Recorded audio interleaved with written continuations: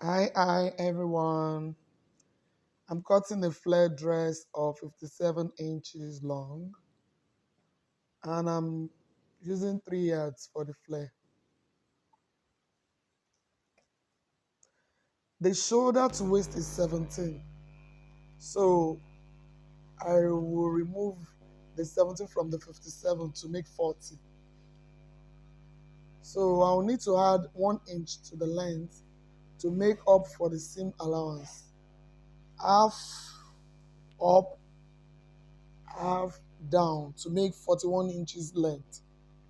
So I've folded the fabric into two and folded again across the grain of the fabric to make a cone shape, that is triangular shape. So from the edge of the cone, I remove 11 inches. 11 inches short cone. That's what I'm measuring now. To get the 34 inches waist width. I mean the wideness of the waist. All together with seam allowance makes 36. So if you remove 11, you will get 36. So here I am checking for the 41 inches length of flare.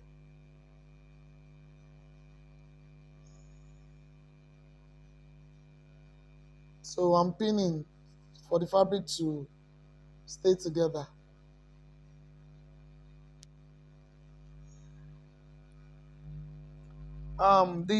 The extra 1 inch I added to the width measurement of the waist is for zip allowance. It's for zip allowance. Now I've removed the cone. So I'm gonna notch now to know the points. So I've folded again because the table so that you'll be able to see what I'm doing properly. Now I'm now measuring the flare length of 41.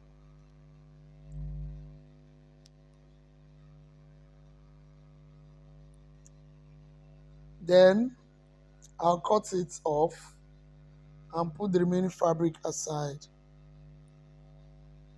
Mhm. Yeah, that's the flare. Next, I'll be using this plain fabric to make the upper part of the dress. The fabric is stretchy. This is the selvage, sometimes called manufacturer's edge or English edge. Now here I'm measuring the shoulder. The shoulder is 16, so divided into 2 because I folded the fabric makes 8. So I've measured the 8, and that's the length of the dress. Oh, sorry, the top, the upper part. I measured 18 there. The upper part is 17, so I need half for the seam allowance on the shoulder and half for the down the bottom of the top to join to the flare. Then from the shoulder, I measured 10 inches for the armhole. I have to pin fabric together.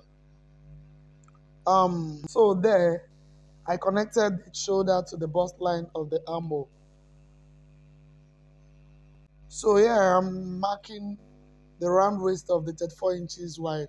So I've added half inch of the seam allowance since the fabric is stretchy. Then the shoulder is always wider than the chest. So I'll be removing from the chest measurement. If you look at the way our body is structured, you will notice that our shoulder are not the same measurement with our chest. So that's what I'm trying to figure out. You can see I'm removing half. So I'm cutting it out now.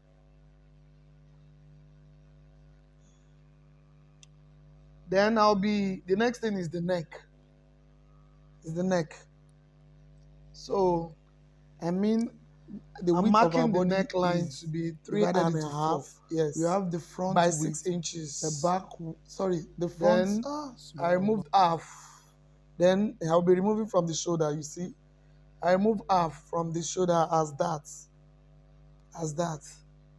So now the back has to be smaller in length than the front because our front is always longer than our back when it comes to our length from the shoulder to the waist. So So, okay, there is allowance there in front of the that point now. There is allowance there for the zip allowance. That's 1 inch. I've added 1 inch there for the zip allowance.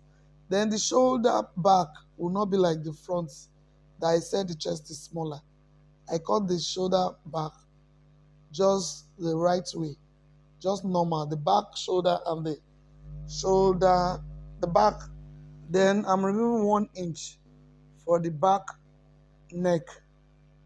Then I'll be removing that for the back. Yeah. So here I'm removing 1 inch from the waist as that.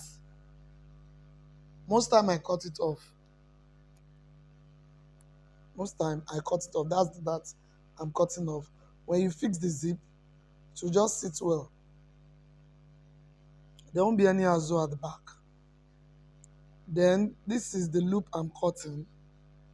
This is the loop of the dress I'm cutting. That's the loop for the dress. And I will explain what all these are when I'm sewing.